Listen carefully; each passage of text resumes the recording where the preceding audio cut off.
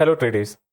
കഴിഞ്ഞ ആഴ്ചയിലെ വീക്ക്ലി അനാലിസിസിൽ പറഞ്ഞ പോലെ തന്നെ കാര്യങ്ങൾ ഏറെക്കുറെ സംഭവിക്കുകയും നല്ല രീതിയിൽ ട്രേഡുകൾ പ്ലാൻ ചെയ്ത് ട്രേഡുകൾ എടുക്കാൻ സാധിക്കുകയും ചെയ്തു. സാധാരണയായിട്ട് ഞാൻ എല്ലാ ദിവസവും ട്രേഡ് ചെയ്യാത്ത ഒരാളാണ്. പക്ഷേ കഴിഞ്ഞ ആഴ്ച 5 ദിവസവും ഈ ഒരു ഏരിയയിൽ എനിക്ക് സിയും അല്ലാതെ കൂടുതലായിട്ട് എനിക്ക് തോന്നുന്നു കഴിഞ്ഞ ആഴ്ച ഒരു സിയും ബാക്കി എല്ലാം പി ആയിരുന്നു എടുത്തിരുന്നെന്ന് തോന്നുന്നു. കറക്റ്റായിട്ട് ലെവലുകൾ മാർക്കറ്റ് റെസ്പെക്ട് ചെയ്തു. അതായത് നമുക്ക് മാർക്കറ്റുകൾ ഡയറക്ഷൻ തരുന്നുണ്ട്. ആ ഡയറക്ഷൻ നോക്കി അതാത് ദിവസത്തെ ട്രെൻഡ് നോക്കി ട്രേഡുകൾ എടുക്കുകയും ചെയ്യാറാണ് പതിവ്. മാർക്കറ്റ് ഓവറോൾ ഡൗൺ ട്രെൻഡ് ആണ്. അതായത് ഒരു ഷോർട്ട് ടൈമിൽ മാർക്കറ്റ് ഡൗൺ ട്രെൻഡ് ആണ്. പക്ഷേ ലോങ് ടൈമിൽ കഴിഞ്ഞ വീക്ക്ലി അനാലിസിസിൽ ഞാൻ പറഞ്ഞിരുന്നു മാർക്കറ്റ് ലോങ് ടൈമിൽ അപ് ട്രെൻഡ് ആണ്, വീണ്ടും അതിലേക്ക് തന്നെ പോകും. പക്ഷേ ഇപ്പോഴത്തെ സാഹചര്യത്തിൽ മാർക്കറ്റ് ഡൗൺ ട്രെൻഡ് കണ്ടിന്യൂ ചെയ്യുമെന്നാണ് ഫീൽ ചെയ്യുന്നത്. വെള്ളിയാഴ്ച ദിവസത്തെ അനാലിസിസിൽ വ്യാഴാഴ്ച വൈകിട്ട് ഞാൻ യൂട്യൂബിൽ പോസ്റ്റ് ചെയ്ത എൻ്റെ അനാലിസിസിൽ കൃത്യമായി പറഞ്ഞിരുന്നു മാർക്കറ്റിനെ ഒന്ന് അനലൈസ് ചെയ്ത് കഴിഞ്ഞാൽ ഇവിടെ 25,318 എന്ന് പറയുന്ന ഒരു ലെവല് കംപ്ലീറ്റ് ചെയ്യാനായിട്ടുണ്ട്. ഇങ്ങനെ വളരെ കൃത്യമായി തന്നെ നമ്മൾ അനാലിസിസിൽ കാര്യങ്ങൾ വിശദീകരിക്കുകയും അതനുസരിച്ച് ട്രേഡ് ചെയ്യുകയും ചെയ്തവർ ഒരുപാട് പേര് മെസ്സേജ് അയക്കുകയൊക്കെ ചെയ്തിരുന്നു. ഈ ആഴ്ചത്തെ അവസ്ഥ നോക്കിക്കഴിഞ്ഞാൽ ഇന്നലെ ഇറാൻ US ഇസ്രായേൽ വാർ സ്റ്റാർട്ട് ചെയ്തു. അതിൻ്റെ റിഫ്ലക്ഷൻ എന്തായാലും നമ്മുടെ മാർക്കറ്റിലുണ്ടാവും. നിഫ്റ്റിയും സെൻസെക്സും ഒക്കെ ആരെങ്കിലും എന്തെങ്കിലും ഒന്ന് മിണ്ടാൻ നോക്കിയിരിക്കുകയാണ് താഴേക്ക് വീഴാനായിട്ട്. അങ്ങനെയാണെങ്കിൽ നമുക്ക് കുറച്ച് ഏരിയാസ് കഴിഞ്ഞ ദിവസം പറഞ്ഞതുപോലെ മാർക്കറ്റിൽ തുടങ്ങി വെച്ചിട്ട് കംപ്ലീറ്റ് ചെയ്യാതെ പോയ കുറച്ച് പോയിന്റ്സ് ഉണ്ട്. അതായത് ഇപ്പം ഇവിടെയായിട്ട് ഒരു ഏരിയ നമുക്ക് മാർക്കറ്റ് താഴേക്ക് പോകേണ്ടതായിരുന്നു.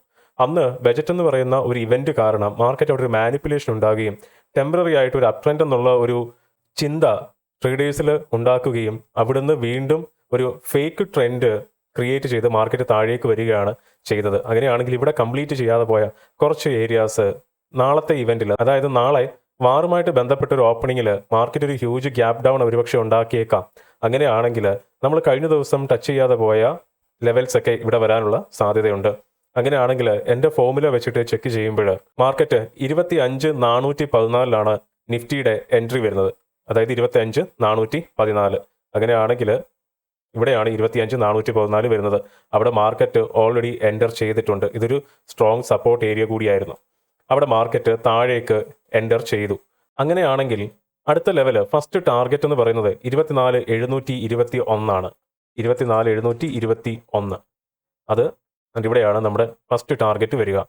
സെക്കൻഡ് ടാർഗറ്റ് എന്ന് പറയുന്നത് 24,087. അത് 24,100 എന്ന് പറഞ്ഞിട്ട് നമുക്കത് നോക്കാം.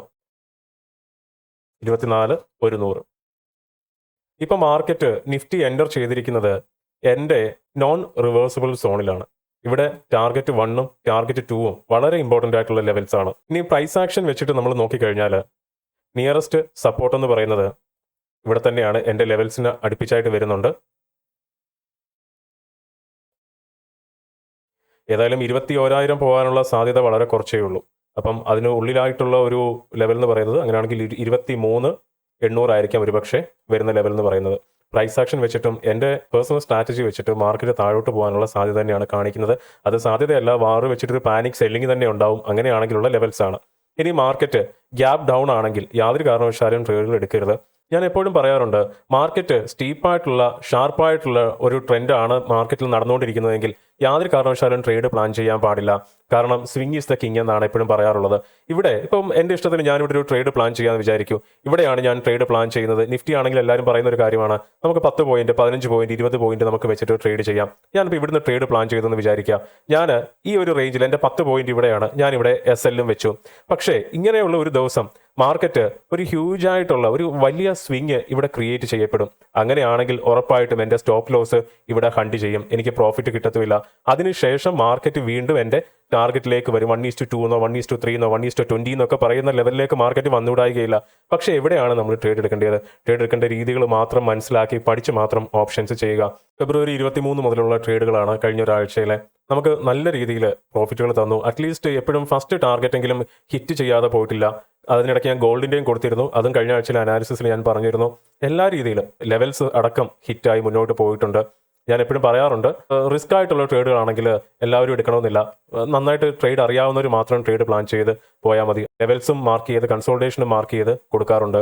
കഴിഞ്ഞ ദിവസം ഞാൻ പറഞ്ഞ 25,318 ആയിരുന്നു. അത് കറക്റ്റായിട്ട് മാർക്കറ്റ് ഹിറ്റ് ചെയ്ത കാര്യം ഞാൻ ഗ്രൂപ്പിനകത്ത് ഇട്ടിരുന്നു. ഇനി ബാങ്ക് നിഫ്റ്റിയുടെ കാര്യത്തിലേക്ക് പോയാൽ മാർക്കറ്റ് അവിടെയും ട്രെൻഡ് മോശമാണ്. കഴിഞ്ഞ ആഴ്ച IDFC ബാങ്കുമായിട്ട് ബന്ധപ്പെട്ട ന്യൂസുകൾ മാർക്കറ്റ് നല്ല രീതിയിൽ സെൽ ഓഫ് ഉണ്ടായി നഷ്ടങ്ങൾ ഉണ്ടാക്കിയായിരുന്നു. ഇനിയിപ്പോൾ നമുക്ക് ഈ ആഴ്ചത്തെ ട്രെൻഡ് നോക്കിക്കഴിഞ്ഞാൽ 60,435 എൻട്രി എന്ന് പറയുന്നത്. അപ്പോൾ നമ്മുടെ എൻട്രിയിലേക്കാണ് മാർക്കറ്റ് വന്നുകൊണ്ടിരിക്കുന്നത്. ഇത് ബ്രേക്ക് ചെയ്ത് കഴിഞ്ഞാൽ നെക്സ്റ്റ് ലെവൽ എന്ന് പറയുന്നത് 59,146. അപ്പോൾ ഏകദേശം 1400 പോയിന്റിന്റെ ഒരു ഫോള് നമുക്കിവിടെ എക്സ്പെക്ട് ചെയ്യാം. അങ്ങനെയാണെങ്കിൽ അടുത്ത ലെവൽ എന്ന് പറയുന്നത് 57,965 ആണ്. അപ്പോൾ മാർക്കറ്റ് ഈ ഒരു ലെവൽ ബ്രേക്ക് ചെയ്താൽ അത് എൻ്റെ നോൺ റിവേഴ്സിബിൾ സോണിലേക്ക് എൻ്റർ ആവുകയും ഫസ്റ്റ് ടാർഗറ്റ് എന്ന് പറയുന്നത് ഇതും സെക്കൻഡ് ടാർഗറ്റ് എന്ന് പറയുന്നത് താഴത്തെ ലെവലിലേക്ക് മാർക്കറ്റ് വരേണ്ടതാണ്. നാളെ ഒരു ഇവന്റ് ആയതുകൊണ്ട് തന്നെ വലിയ രീതിയിൽ ഒരു മൂവ്മെന്റ് ഓപ്പണിംഗ് തന്നെ എക്സ്പെക്ട് ചെയ്യാം. ഓപ്ഷൻ ബയേഴ്സ് ശ്രദ്ധിക്കേണ്ട പ്രധാനപ്പെട്ട കാര്യം, ഇങ്ങനെയുള്ള ഇവന്റ് സമയങ്ങളിൽ ഇംപ്ലൈഡ് വോളറ്റാലിറ്റി അല്ലെങ്കിൽ IV അവിടെ കൂടുകയും നമ്മുടെ പ്രീമിയം കൂടുതലായിരിക്കും. നാളെ നിഫ്റ്റിയുടെ വീക്കിലി എക്സ്പയറി ആയതുകൊണ്ട് നാളെ IV കൂടും. നമുക്ക് 100 രൂപ അല്ലെങ്കിൽ 50 രൂപ റേഞ്ചിൽ വരുന്ന പ്രീമിയം നാളെ ചിലപ്പോൾ 200 രൂപ കൂടുതലായിരിക്കും, ആ ലെവലിലായിരിക്കും.